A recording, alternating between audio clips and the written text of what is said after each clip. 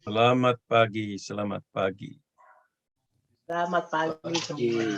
Oke. Kita sudah 10.16, kita akan buka dalam doa ya. Ya, Pak. Mari kita berdoa. Ya Tuhan, terima kasih untuk anugerah buat hari ini. Kami bisa berkumpul, kami bisa beribadah. Semuanya ini oleh anugerah-Mu.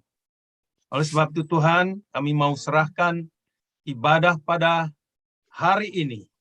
Biarlah jadi di dalam nama Allah Bapa, Allah Putra, dan Allah Roh Kudus.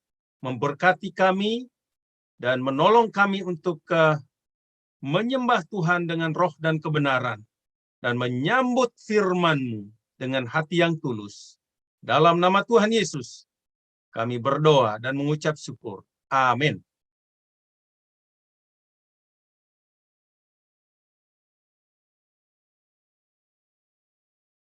Mari kita mendengarkan pujian.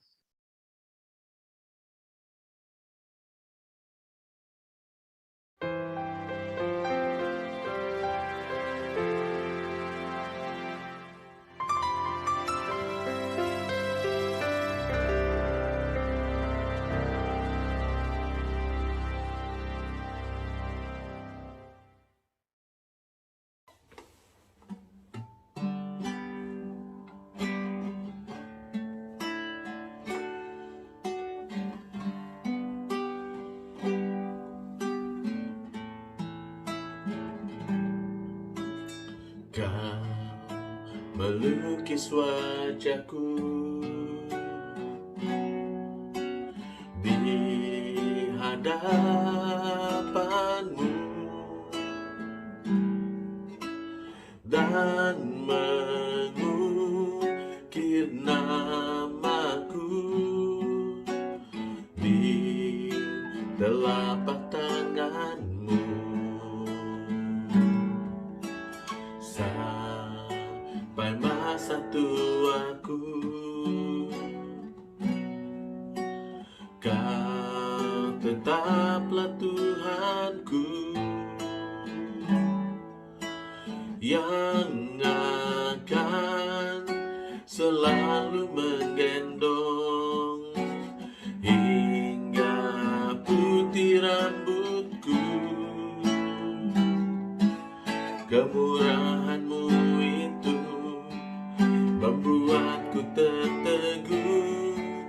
Ku bulatkan hatiku mengikut-Mu. Ku angkat tanganku Yesus, memuji perbuatan-Mu. Sungguh tiada terukur kasih setia-Mu. Dalam naungan sayap-Mu, ku mau terus menyembah-Mu. Kasih-Mu terukir di lubuk hatiku.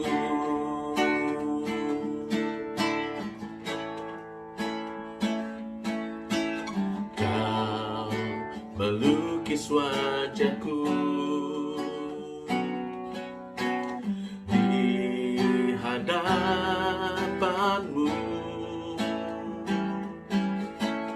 dan mengukir namaku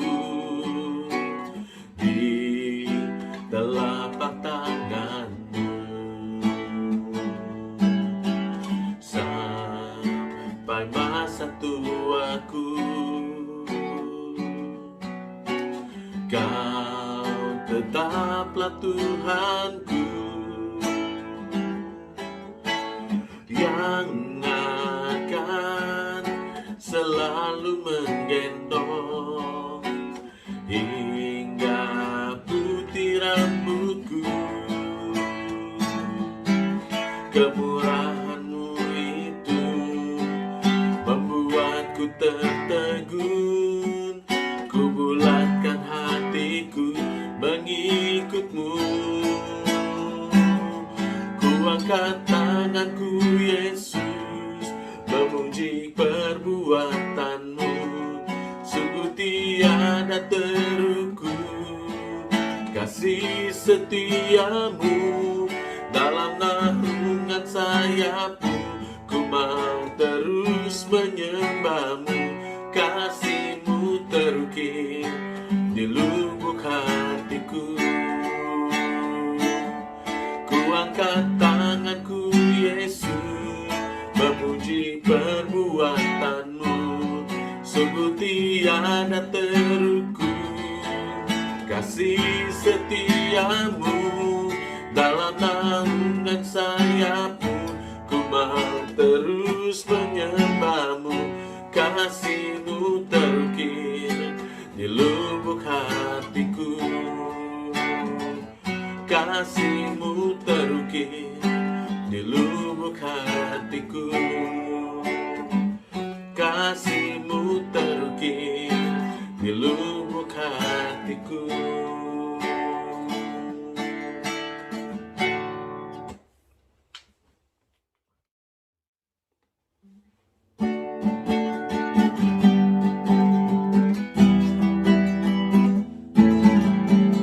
Dia tak pernah gagal karena Dia Allah. Dia tak pernah lalai, Dia jamin firman-Nya. Sebab Dia Allah, Raja segala raja, kekuatanku, perisaiku, dan gunung batuku.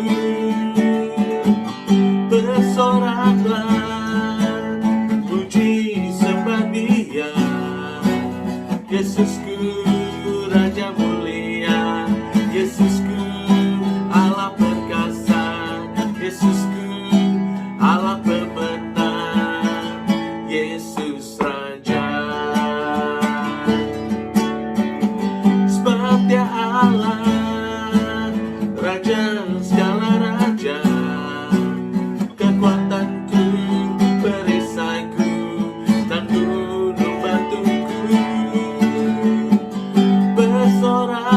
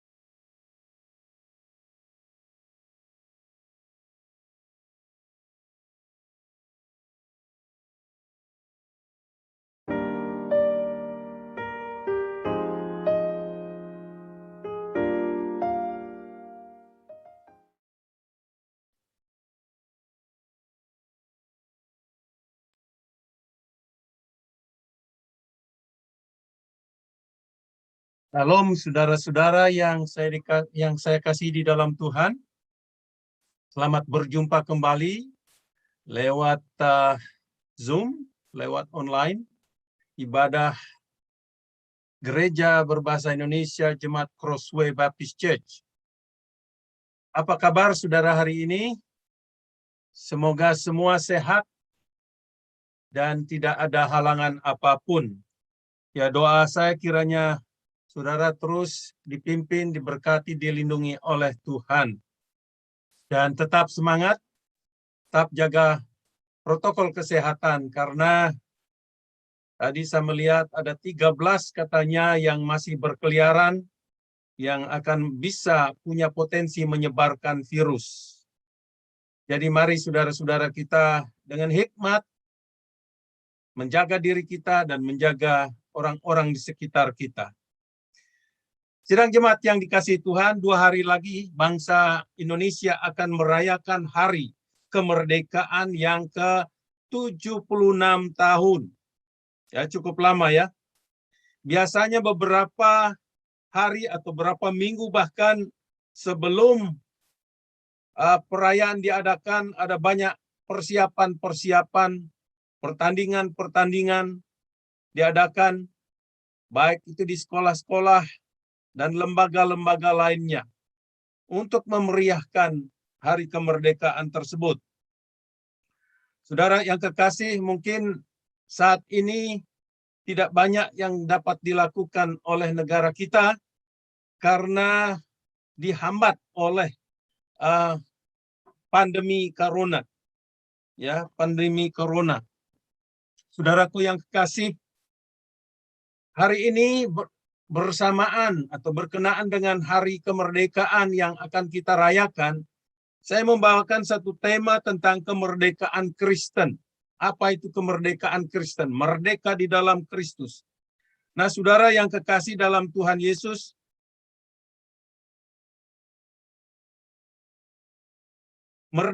kemerdekaan Kristen yang saya maksudkan adalah kemerdekaan secara rohani. Ya. Pembacaan yang kita akan renungkan adalah dalam Galatia pasal 5 ayat 1. Sebelum kita merenungkannya, mari kita terlebih dahulu berdoa. Bapa dalam sorga, di hadapan kami tersedia firman-Mu yang akan kami baca dan kami renungkan.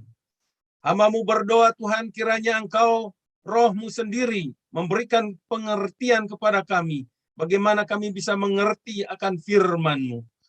Dan juga bagaimana kami mampu melakukannya. Karena Engkau akan berbicara, akan menginspirasikan firman-Mu di dalam hidup kami. Mari Tuhan berbicara kepada kami.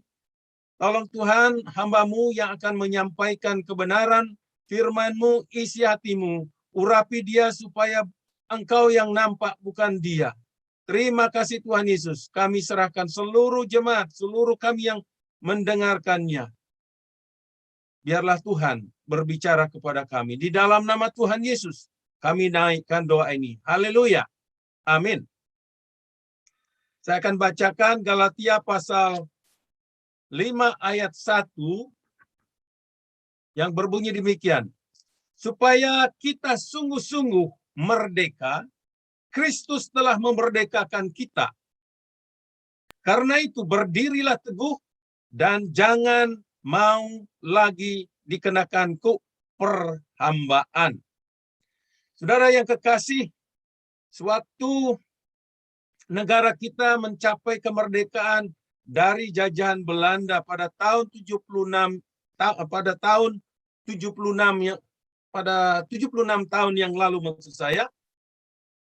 Waktu itu saya masih berumur 2,5 tahun ya. Jadi pada dasarnya saya tidak ingat apa-apa tentang hari yang bersejarah tersebut.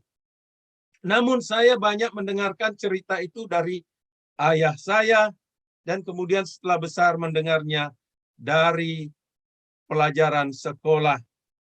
Dan kebetulan ayah saya juga termasuk sebagai veteran perjuang kemerdekaan, karena Dia saat itu sudah besar, sudah dewasa. Saudaraku yang kekasih, kita semua tahu bahwa selama 350 tahun bangsa Indonesia dijajah oleh bangsa Belanda.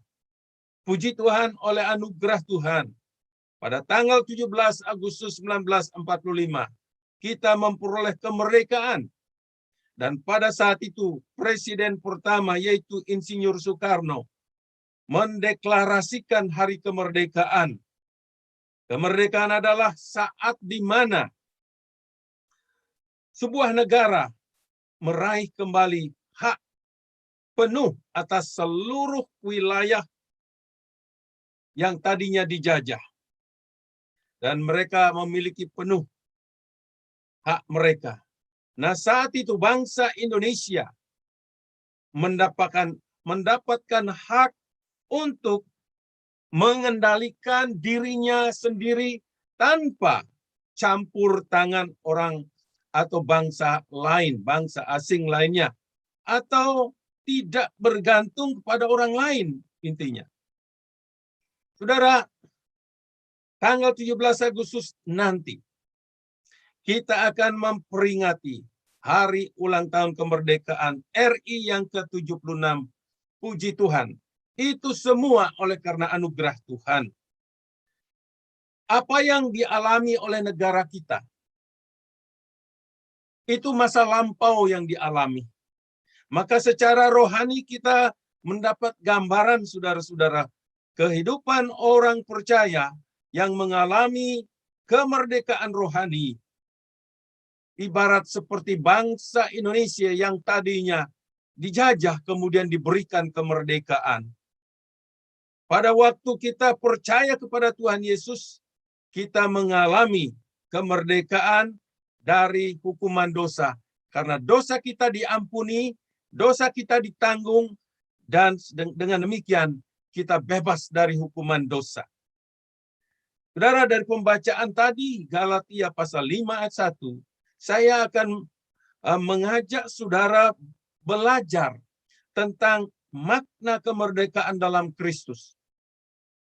Saya akan mengajak saudara belajar apa artinya ini. Apa yang dimaksudkan dalam Galatia pasal 5 ayat 1 ini.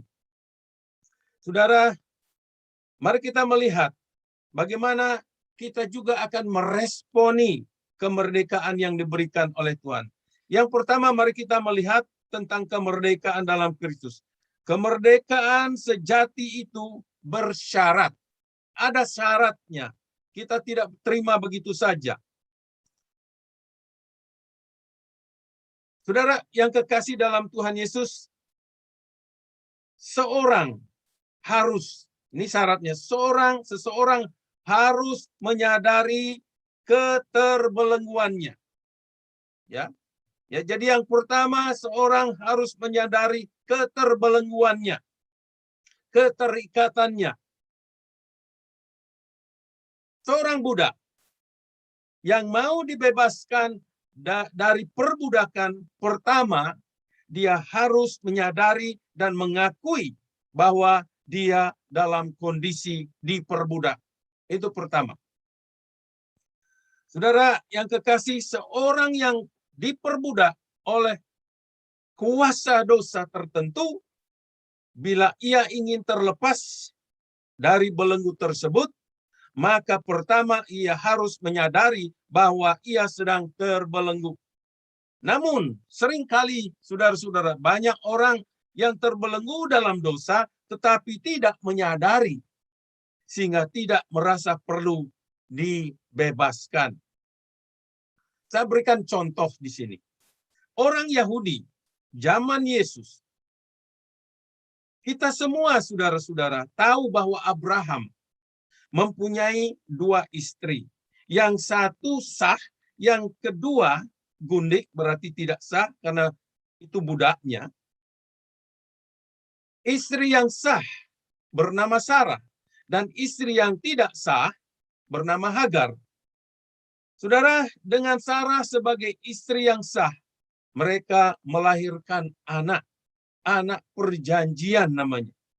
Sedangkan dengan Hagar, mereka yaitu Abraham dan Sarah melahirkan Ismail. Saudara yang kekasih, dari Ishak dan Ismail lahirlah dua bangsa yang besar yang sampai sekarang kita melihat ada kecemburuan satu dengan yang lain. Yang satu tidak suka dengan yang lainnya. Alkitab berkata bahwa Sarah disebut perempuan merdeka. Dan dengan demikian anak-anak yang dilahirkan menjadi anak-anak merdeka. Galatia 4 ayat 22. Saudara, berdasarkan catatan sejarah ini, orang-orang Yahudi merasa bahwa mereka adalah orang-orang merdeka. Karena melihat keturunan mereka, nenek moyang mereka. Dengan kata lain, saudara-saudara, mereka bukan keturunan Hagar atau keturunan budak. Karena itu mereka meresponi Yesus dan berkata demikian. Di dalam Yohanes pasal 8 ayat 33, ini jawaban atau respon daripada orang Yahudi kepada Tuhan Yesus. Jawab mereka, kami adalah keturunan Abraham dan tidak pernah menjadi hamba siapapun. Bagaimana engkau dapat berkata bahwa kamu akan merdeka? Saudara yang kekasih, orang Yahudi tidak pernah mau menerima mereka dikatakan sebagai orang sebagai orang yang bukan merdeka. Atau mereka tidak mengakui bahwa mereka itu hamba-hamba, budak-budak, karena mereka adalah keturunan Abraham. Benarkah demikian, saudara-saudara, di pandangan Tuhan? Apakah menjadi keturunan Abraham secara otomatis menjadi orang merdeka? Meresponi cara berpikir orang Yahudi, Yesus membantah argumentasi mereka dengan berkata bahwa perbuatan mereka lah yang menentukan apakah mereka budak atau orang merdeka. Ya. Orang yang sudah terlepas dari belenggu dosa dan orang yang masih terikat dari belenggu dosa, perbuatannya akan menunjukkan siapa mereka. Misalnya, jika seorang berbuat dosa, maka mereka adalah hamba dosa. Menurut firman Tuhan, menurut Tuhan Yesus. Kalau demikian, apa dosa mereka? Apa dosa orang Yahudi saat itu? Dosa mereka adalah merencanakan untuk membunuh Yesus. Dan karena itu jelas bahwa tindakan mereka adalah tindakan dosa. Dan dengan demikian, mereka adalah hamba dosa. Ini yang mereka tidak mengerti, saudara-saudara. Dalam Yohanes 8 ayat 44, Yesus menegaskan dan berkata, kamu berasal dari bapamu, yaitu iblis, dan kamu ingin melakukan kehendak bapamu.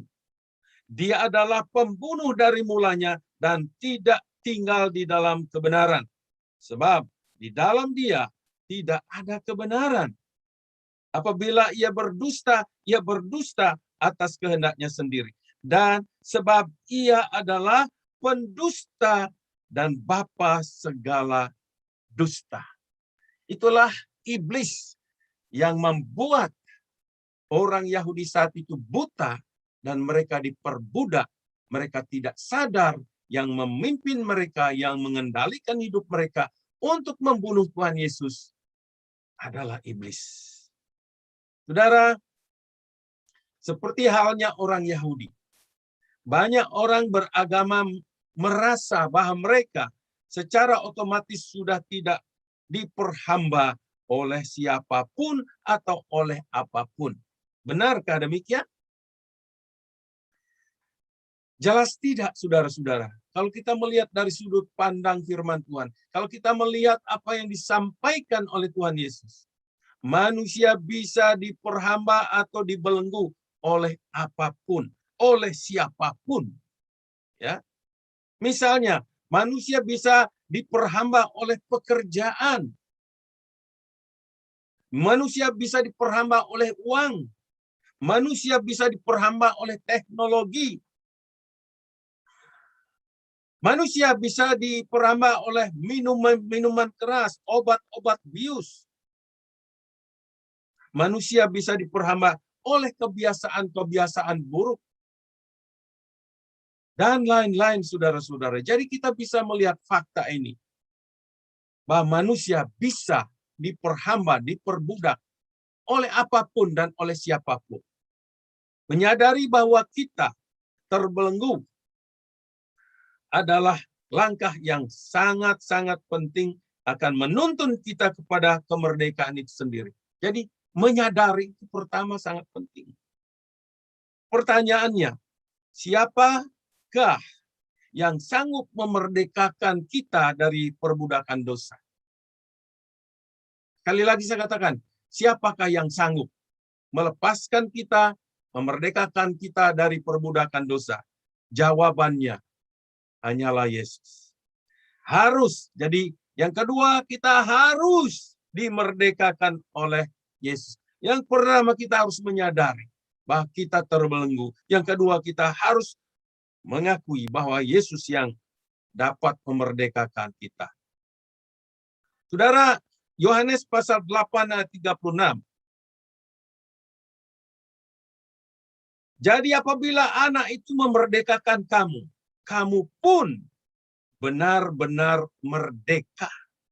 Ya. Bahasa Inggrisnya, so if the Son sets you free, you will be free indeed. Saudara, kata apabila, bahasa Inggrisnya if, adalah kata pengandaian. Maka Yesus berkata kepada orang Yahudi, apabila, seandainya, jika ya, anak itu memerdekakan kamu, maka kamu pun benar-benar merdeka.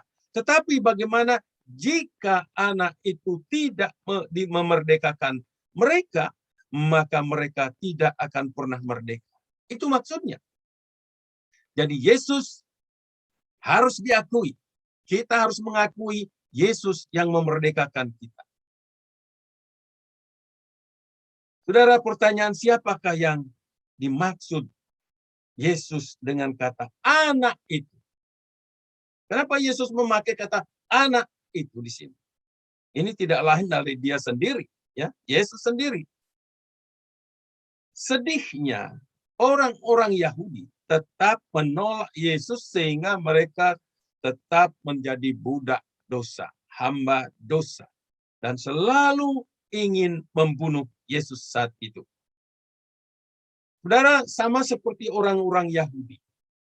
Setiap orang yang tidak mengakui Yesus sebagai Tuhan dan Juru Selamat, dan tidak percaya bahwa Yesus telah mati untuk menanggung dosa-dosa mereka, dosa-dosa yang kita pikul, mereka akan berada dalam belenggu dosa. Dan iblis akan tetap menjadi bapa mereka.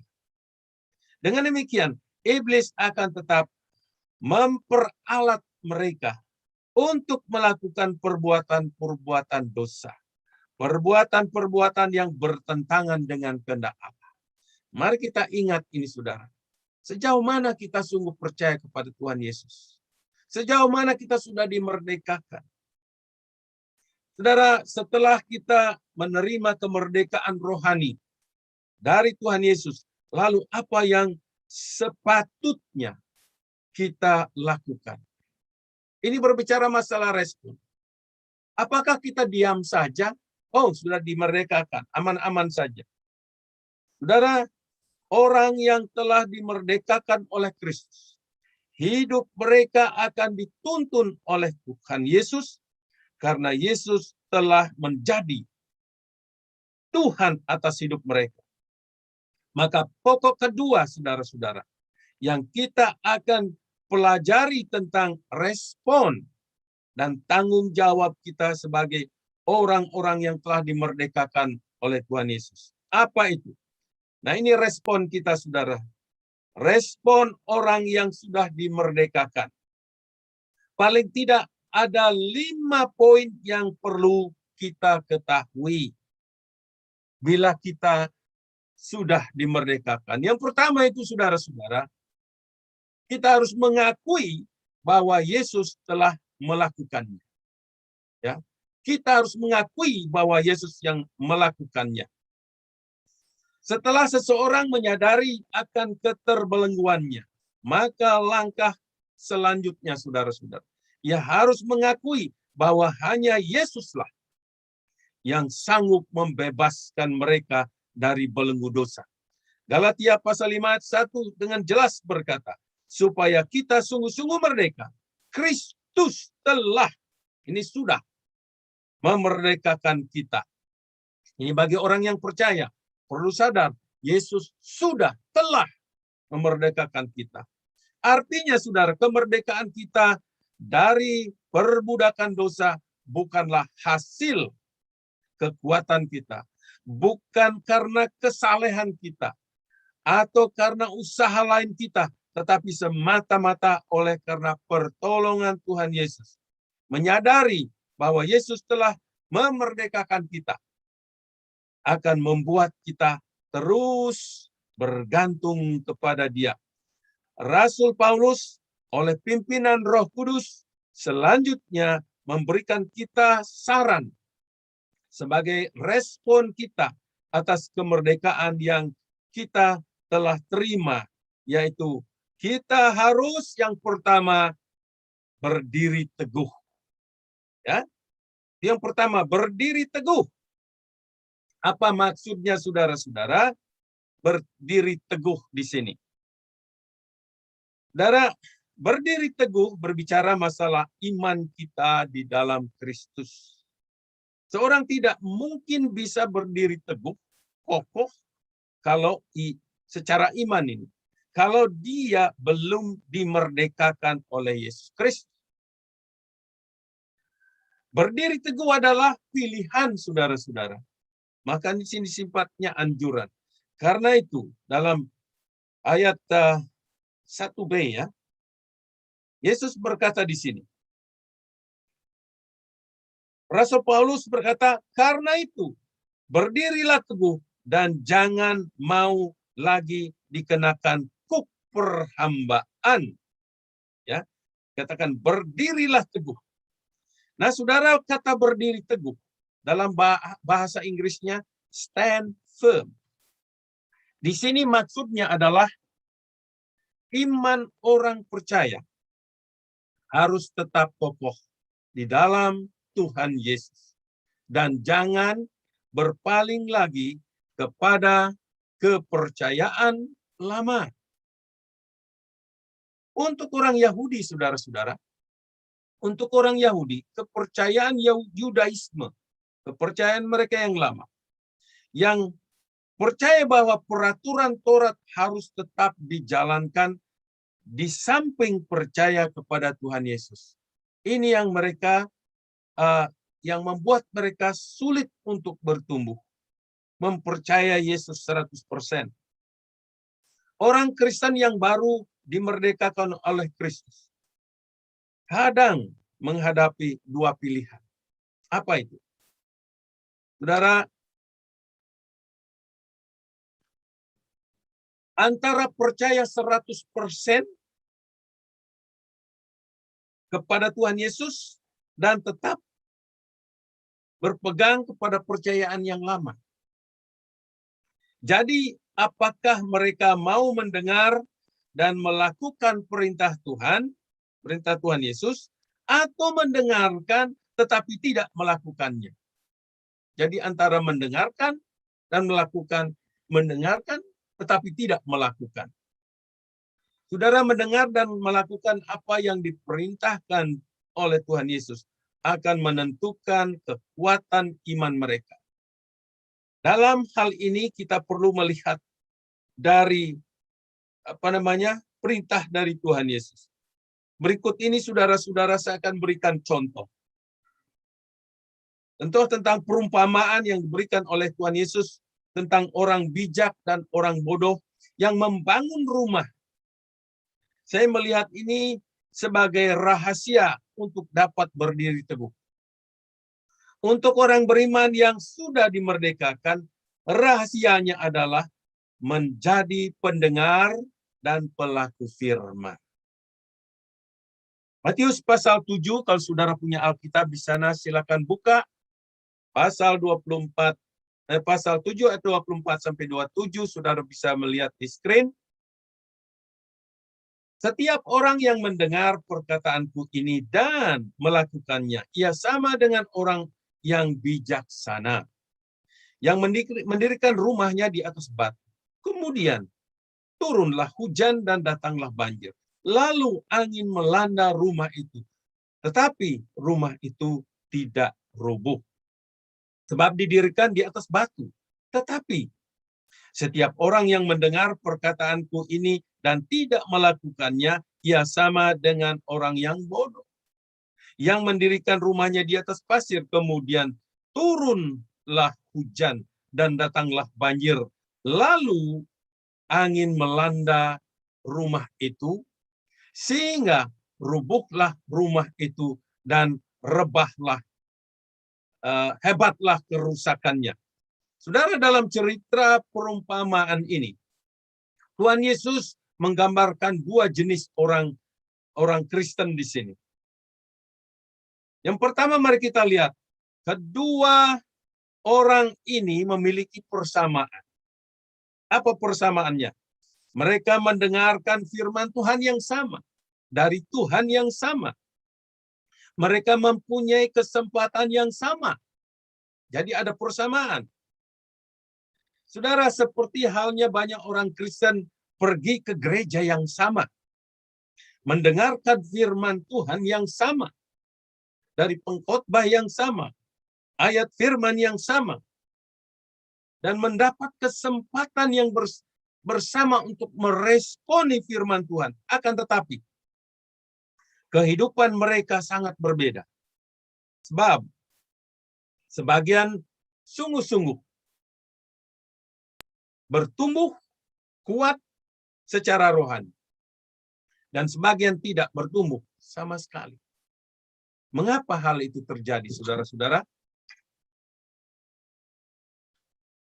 Mari kita melihat perbedaannya. Kedua orang ini memiliki perbedaan. Perbedaannya apa? Jelas sekali. Bedanya adalah yang satu mendengarkan dan melakukan firman. Sedangkan yang lainnya, yang satunya mendengarkan tetapi tidak melakukannya. Nah, saudara, yang mendengar di sini dan melakukan disebut bijak. Itu bedanya. Sedangkan yang mendengarkan tetapi tidak melakukan disebut bodoh. Saudara, orang Kristen bijak, apa tanda-tandanya? Orang Kristen bijak di dalam ayat ini, dalam perumpamaan ini, adalah mereka yang mau mendengarkan firman Tuhan dan melakukannya. Orang Kristen yang bijak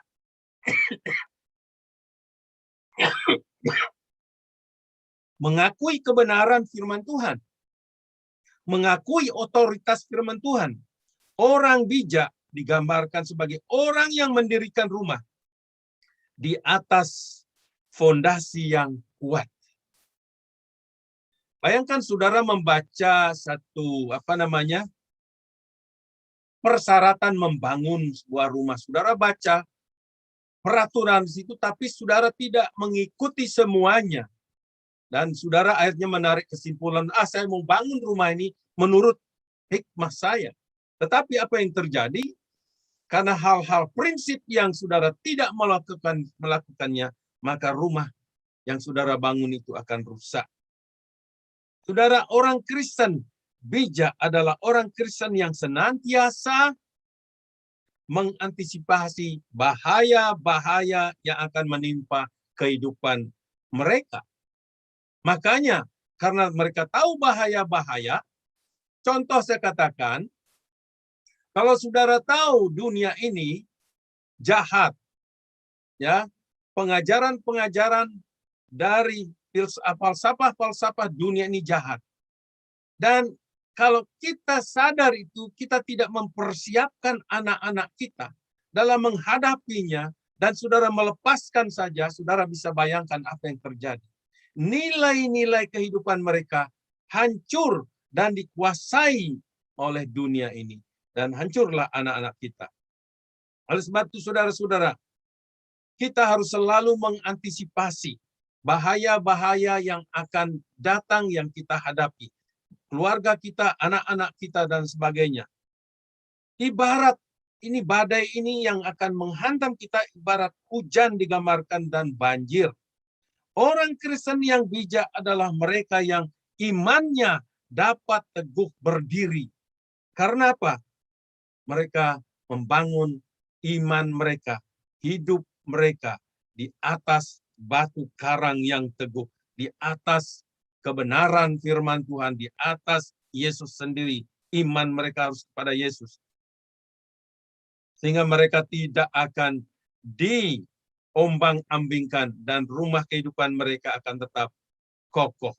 Nah, orang Kristen yang tidak bijak, orang yang bodoh dikatakan di sini, adalah mereka yang mendengarkan firman Tuhan setiap minggu, setiap membaca firman Tuhan, ya, tetapi tidak melakukannya. Saudara mungkin sering mendengar pendeta berkata, berbahagialah orang yang mendengarkan firman Tuhan, tetapi yang lebih berbahagia adalah mereka yang melakukan dalam kehidupan mereka sehari-hari. Saudara, orang Kristen yang tidak bijak adalah mereka yang mendirikan rumah kehidupan mereka di atas pasir. Pasir adalah pondasi yang sangat rapuh, pondasi yang gampang berubah. Saudara, mengapa mereka mendirikan rumah di atas pasir? Pertama, ada kemungkinan mereka tidak melihat firman Tuhan punya otoritas. Ya, seolah-olah seperti tulisan-tulisan biasa. Tetapi firman Tuhan sebenarnya adalah otoritas Tuhan. Kedua, karena mereka tidak memikirkan kemungkinan-kemungkinan apa yang akan terjadi, bahaya-bahaya yang akan terjadi, yang akan menerjang kehidupan mereka. Sehingga mereka bangun asal-asal saja sesuai dengan hikmat mereka. Mereka lupa, saudara-saudara, kalau dalam hidup ini mereka harus berjaga-jaga dan berdoa supaya mereka tidak jatuh dalam pencobaan. Ini nasihat Yesus pada murid-muridnya. Yesus mengajak berdoa, tapi mereka tidak kuat berdoa. Dan Yesus katakan, berjaga-jagalah dan berdoalah supaya kamu jangan jatuh ke dalam pencobaan. Hasilnya apa, saudara-saudara? Orang yang membaca, mendengarkan firman tapi tidak melakukan hasilnya, orang Kristen yang tidak bijak. Karena mereka tidak teguh dalam menghadapi pencobaan dan badai. Kehidupan mereka akhirnya runtuh, roboh. Rumah tangga mereka hancur. Hubungan suami istri hancur karena sudah tidak didirikan di atas firman Allah. Hubungan mereka dalam keluarga hancur. Hubungan dalam gereja hancur. Karena apa? Mereka membaca tetapi tidak menerapkan dalam kehidupan mereka sehari-hari. Apakah saudara termasuk orang yang dapat berdiri teguh dalam menghadapi tantangan-tantangan kehidupan? Hanya saudara yang bisa menjawab. Ketahanan, ketabahan, kekokohan saudara adalah jawabannya. Kalau saudara seorang pendengar dan pelaku firman, maka pastilah saudara orang yang memiliki iman yang teguh, yang kokoh, sehingga saudara dapat tetap bertahan dalam menghadapi tantangan dari ajaran-ajaran yang menawarkan kemerdekaan yang semu. Saudara tidak menyadari karena tidak berkaca dengan firman Tuhan, tidak melihat dengan firman Tuhan.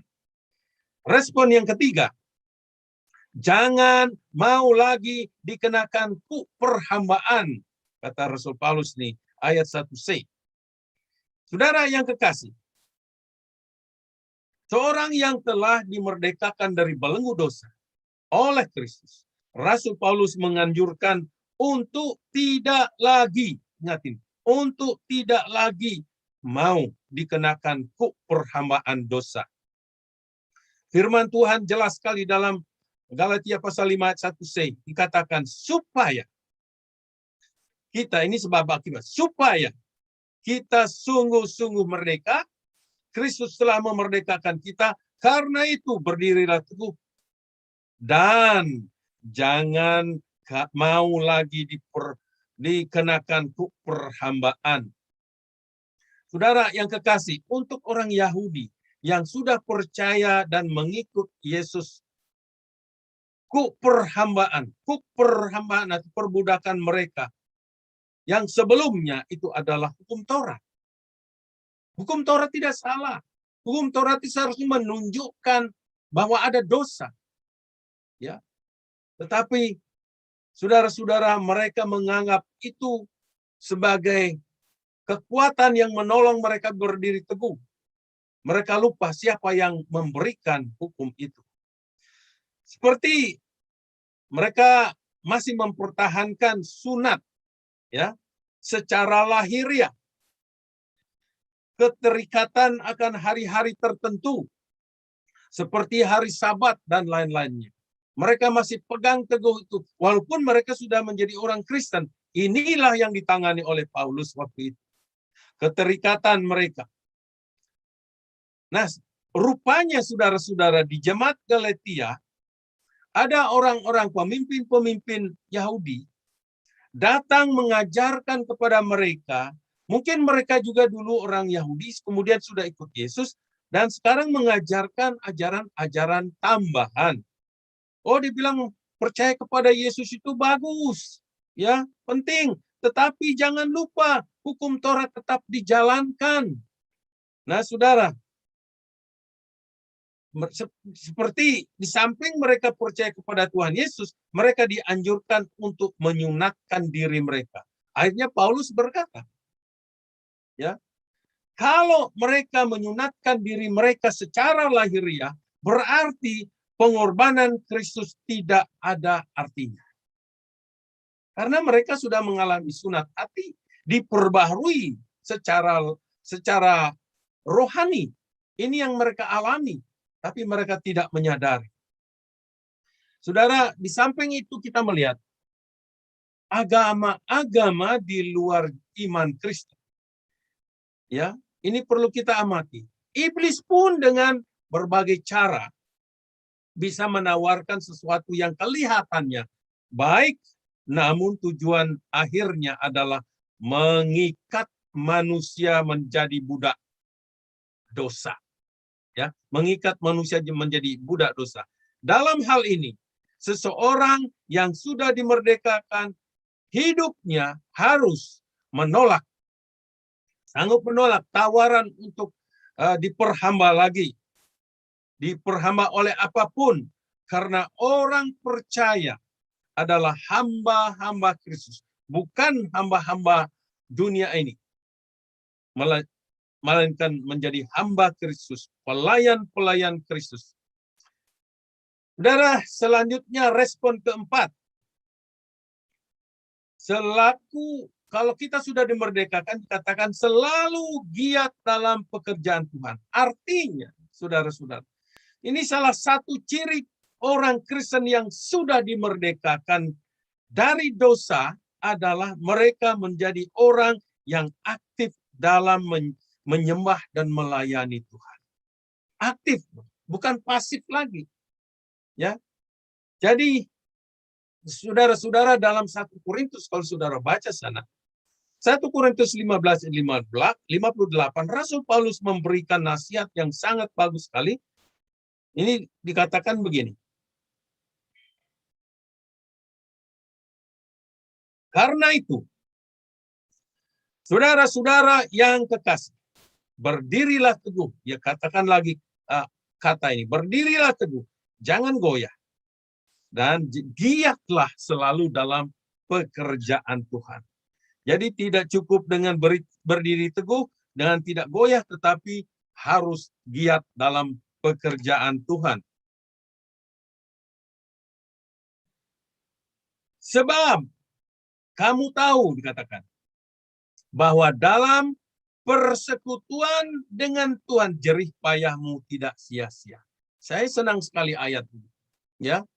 Jadi apapun yang kita lakukan tidak sia-sia selama kita melakukannya untuk Tuhan. Saudara, respon keempat yang Tuhan mau bila kita sudah dimerdekakan oleh Kristus adalah kita harus giat selalu dalam pekerjaan Tuhan. Bukan sewaktu-waktu, selalu. Nah, Rasul Paulus memberikan alasan mengapa kita harus giat dalam pekerjaan Tuhan di sini. Karena dikatakan jerih payah kita tidak sia-sia. Keringat saudara dan saya dalam melayani Tuhan tidak sia-sia. Melayani Tuhan, kita tahu adalah satu kehormatan. Entah saudara full time, entah saudara volunteer, tidak sia-sia saudara-saudara. Ingat itu. Kita semua, entah itu hamba Tuhan, pendeta, dan penginjil, dan semua jemaat, kita semua adalah hamba-hamba Tuhan. Melayani Tuhan adalah satu kehormatan. Melayani Tuhan adalah satu kehormatan karena kita melayani Raja di atas segala raja. Apakah saudara-saudara sudah melihat tanda-tanda perubahan itu dari malas menjadi giat dalam Tuhan? Saudara, pekerjaan Tuhan adalah pekerjaan yang dipercayakan oleh Tuhan kepada kita. Dan jenisnya bisa beraneka ragam, bisa banyak. Petunjuk yang diberikan Paulus tentang perkara ini dapat kita melihat di dalam Kolose pasal 3:17. Kalau saudara ingin tahu apa sih pekerjaan Tuhan, bagaimana saya melakukannya, Paulus berkata begini, dan segala sesuatu yang kamu lakukan dengan perkataan atau perbuatan, lakukanlah semuanya itu dalam nama Tuhan Yesus. Saudara, melakukan sesuatu dengan perkataan. Misalnya, menasihati orang lain, itu dengan perkataan. Mengajar, memberi dorongan dengan kata-kata, itu adalah pelayanan dengan perkataan. Saudara, sedangkan kita melihat melayani Tuhan melalui perbuatan adalah melakukan sesuatu yang baik untuk orang lain. Seperti membantu orang lain dengan satu proyek, katakan. Ya, mungkin kita lihat ada orang tua nggak bisa bersihkan kebun, kita tawarkan diri kita bersihkan kebun dan lain sebagainya. Mungkin saudara-saudara mengantar orang-orang tersebut yang tidak punya kendaraan, mengantar ke toko atau mengantar ke gereja dan lain sebagainya. Itu juga pekerjaan dengan tindakan, dengan perbuatan. Ada banyak saudara-saudara yang kita bisa lakukan dengan perbuatan kita. Jadi jangan membatasi diri. Apa yang saudara bisa lakukan dengan perbuatan saudara? Petunjuk kedua, saudara-saudara, dalam Kolose, tetap di Kolose ya, Kolose pasal 3 ayat 23. Dikatakan begini, Kolose 3:23. Apapun juga yang kamu perbuat, perbuatlah dengan segenap hatimu seperti untuk Tuhan dan bukan untuk manusia. Nah, artinya di sini, ini motif kita adalah bukan untuk mendapatkan pujian. Jangan saudara bekerja, jangan saudara melayani Tuhan gara-gara kepingin dapat pujian. Itu akhirnya tidak dapat pujian. Tetapi saudara, untuk apa? Memuliakan Tuhan dikatakan. Respon saudara di sini penting sekali. Saya melayani Tuhan, tujuannya, motif saya supaya Tuhan dimuliakan. Amin, saudara-saudara. Dan kemudian terakhir, respon terakhir bila kita sudah dimerdekakan adalah mengenakan seluruh perlengkapan senjata Allah.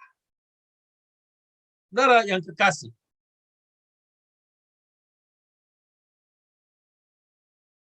respon ini bila kita telah menerima kemerdekaan dari Kristus.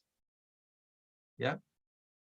Respon kelima, bila kita menerima kemerdekaan dari Kristus, tepatnya setelah kita dilepaskan dari kuasa dosa, adalah memperlengkapi diri kita dengan Allah. Coba saudara lihat daftarnya di sana ya. Mengapa kita perlu memperlengkapi diri kita dengan senjata-senjata Allah? Kita harus sadar, saudara, bahwa hidup di dunia ini berada di medan perang. Kita berada di medan perang, bukan di playground. Ya, bukan. Artinya kita harus hidup dalam kewaspadaan setiap saat, setiap hari. Ibarat kita sedang dalam medan perang. Dan karena itu kita tidak boleh main-main seperti anak kecil bermain di playground. Maukah saudara menjadi anak-anak kecil dalam gereja, main-main, memuji Tuhan, main-main, ya, main HP dalam mendengarkan firman Tuhan, ya, menyanyi, main-main, memimpin, main-main, semua main-main. Mari hati-hati saudara-saudara, karena kita berada di medan perang. Iblis yang pernah, ingat, iblis yang pernah menjatuhkan Adam dan Hawa, dan yang pernah mencobai Yesus, akan terus-menerus berusaha menjatuhkan kita ke dalam dosa dengan berbagai macam cara. Itulah dia sebabnya digambarkan oleh Petrus yang pernah tertipu oleh iblis. Dia katakan, iblis itu bagaikan harimau, singa yang mengaum-ngaum mencari mangsa. Dan siapa mangsanya? Ya kita yang lengah. Kalau kita tidak lengah, kita tidak perlu takut. Tetapi kalau kita lengah, hati-hati. Karena itulah pekerjaan si iblis yang ingin menjatuhkan kita. Saudara, salah satu julukan orang Kristen adalah tentara Kristus. Saudara pernah pikirkan ini, saudara dan saya adalah tentara-tentara Kristus. Waktu saya masih sekolah minggu, ada satu lagu yang sering kami nyanyikan yang berjudul Maju Tentara Yesus. Syairnya sebagai berikutnya. Maju tentara Kristus, majulah berperang. Dengan salib Yesus kita berjuang. Kristus sang panglima memimpin kita, majulah bersama. Lihat panjinya. Terus refnya itu, maju tentara Kristus, maju berperang, dengan salib Yesus kita berjuang. Saudara, sudah tentu maksudnya berperang di sini, berperang secara rohani, bukan berperang jihad, membunuh orang-orang yang non-Kristen. Bukan, kita berperang secara rohani karena musuh kita, peperangan kita bukan melawan darah dan daging, tetapi melawan roh-roh, penguasa-penguasa di udara, sistem-sistem di dunia ini. Kadang-kadang kita tidak bisa melihat, tapi itulah yang menekan kita. Kita harus memperlengkapi diri kita dengan senjata Allah. Kepada jemaat Kristen di Efesus, mereka dianjurkan memperlengkapi diri mereka dengan perlengkapan senjata Allah. Saudara sudah melihat tadi daftarnya di dalam Efesus pasal 6 ayat 10 sampai 18. Yaitu berikat pinggangkan kebenaran, berbaju sirahkan keadilan, berkasut kerelaan memberitakan Injil damai sejahtera, perisai iman, petopong keselamatan, dan pedang roh, yaitu firman Allah, doa. Saudara, firman Tuhan itu senjata kita. Doa itu senjata kita. Ya.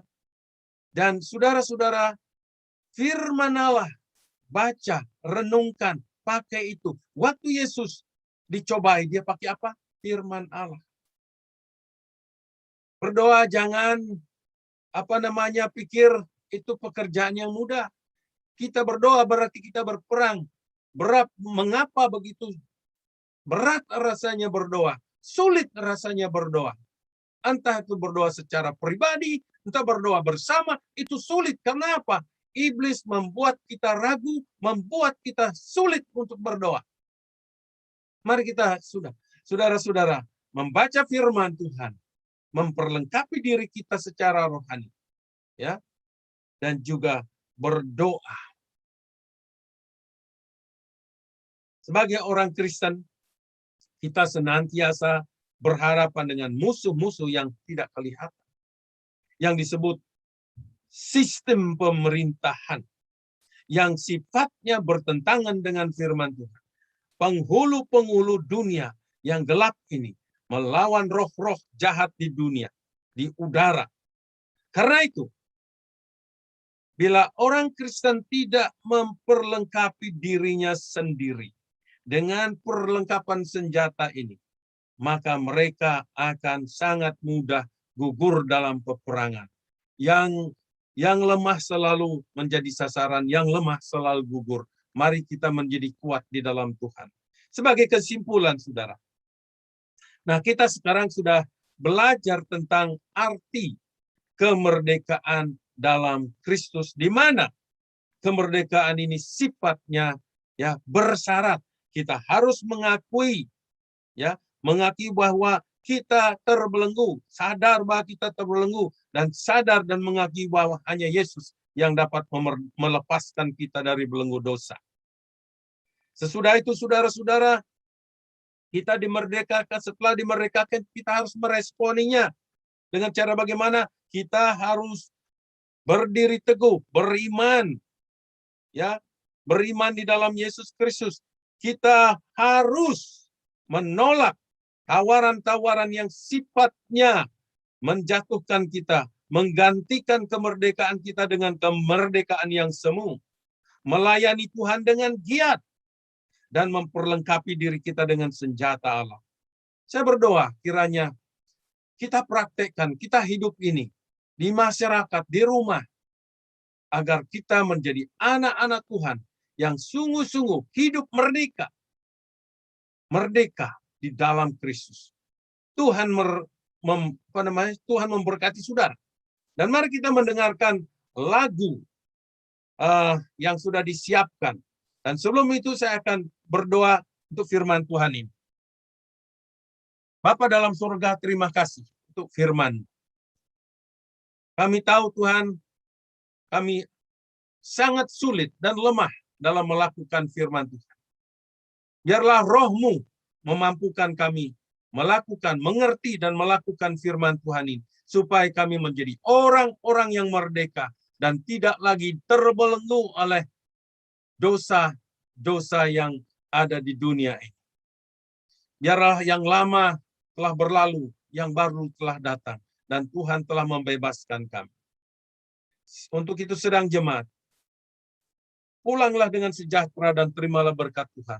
Kiranya kasih daripada Allah, anugerah Tuhan Yesus Kristus Sang Putra, di dalam persekutuan Roh-Nya yang kudus, beserta dengan saudara, mengurapi saudara, memberkati saudara, dan menuntun saudara dalam kemerdekaan dan terus dalam hidup merdeka. Haleluya. Amin. Mari kita mendengarkan pujian yang sudah dipersiapkan.